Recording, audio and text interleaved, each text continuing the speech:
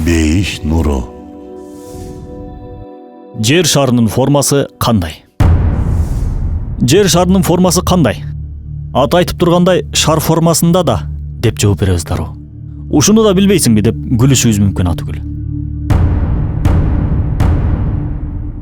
Бирок бул суроону орто кылымдардагы Европада айтып көргөнүңүздө, дароо чиркөө сизди еретик деп куугундукка алмак. Алар сизди Галилео Галилей, Николай Коперник сыяктуу соттоп, же Джордано Бруно сыяктуу жөн гана тирүүлөй өрттөп салмак. Себеби бул кишилер ааламдын, жер шарынын түзүлүшүн изилдеген илимпоздор болчу. Мисалы, Галилей 1633 жылы жер айланат деп айткандыгы үчүн соттолот. Натыйжада чиркөө аны өлүм жазасына тартылсын деп өкүм чыгарат. Галилей жок, жер айланбайт дегенде гана аны үй камагына чыгарышкан. Коперник да ушул сыяктуу илимий ачылыштарды кылгандыгы үчүн чиркөө тарабынан көп кордуктарды көргөн.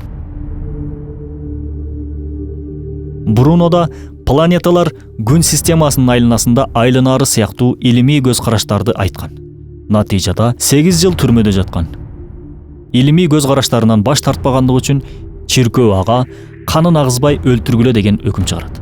1600 жылы февраль айында тирүүлөй өрттөшөт. Кызык, эмне үчүн илимпоздор чиркөөгө жаккан эмес?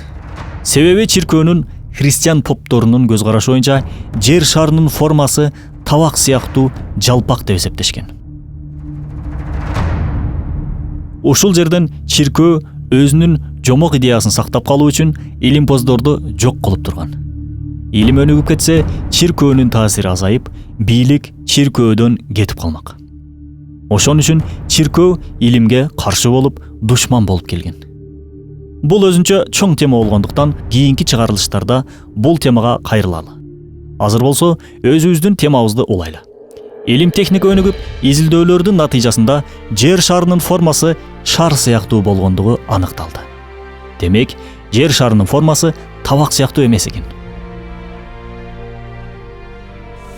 Акереметтүү Куран жер шарынын шекили тууралуу эмне дейт? Зумар сүрөсүнүн 5-аятында Аллах Таала Аллах асмандарды, жерди чындык менен жаратты. Түндү күндүзгө айландырды. Күндүздү түнгө айландырды деп айтат. Бул аяттагы айландырды деген сөздүн арабчасы каввара.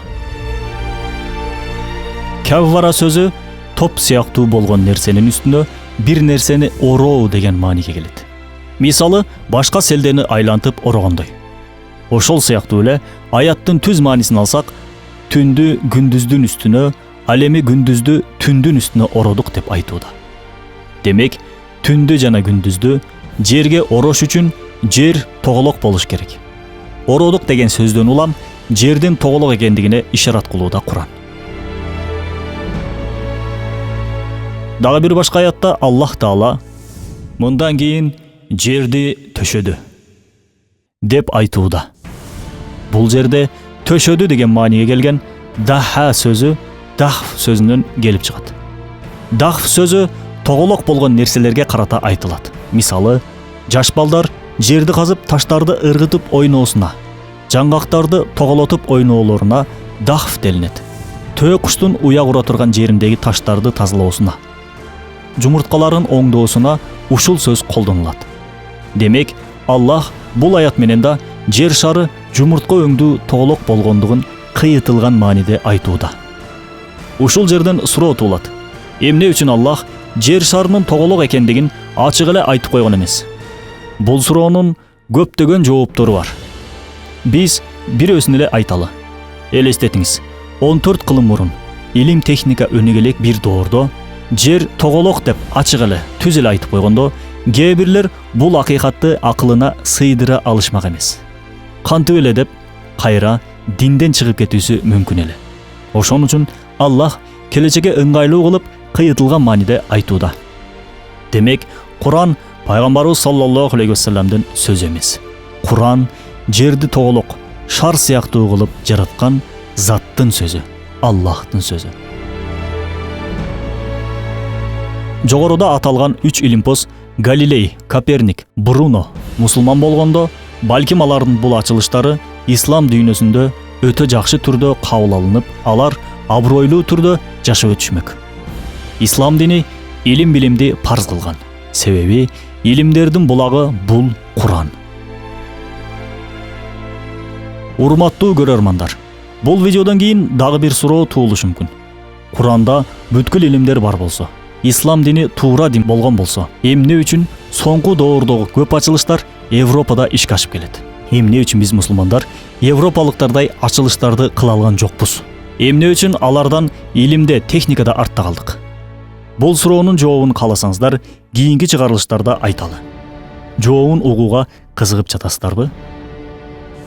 Ролик Рисале Нур аттуу Курандын тафсиринин маанисинен алынды. Бейиш нуру.